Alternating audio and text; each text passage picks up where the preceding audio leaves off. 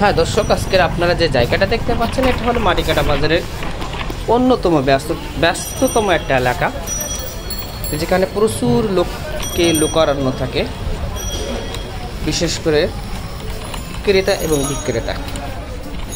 তো এখানে সকল ধরনের পণ্যগুলো খুব স্বল্প দামে আপনারা এখান থেকে কিনতে পারবেন।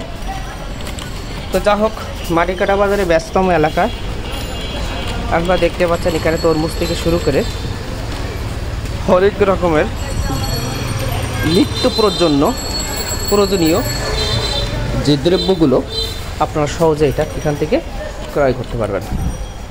আর এখন তো অত্যন্ত দুঃখের বিষয় এটা হলো কি, তো এখানে প্রচুর পরিমাণে লোকারণ্য থাকে।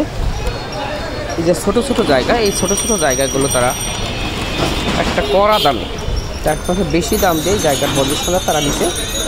আর এই জায়গার পজিশনটা নেওয়ার পরে যে সামনের যে অংশটুকু আছে, অংশটুকু দোকানদাররা তাদের এই ভাড়াটা আদায় করে থাকে।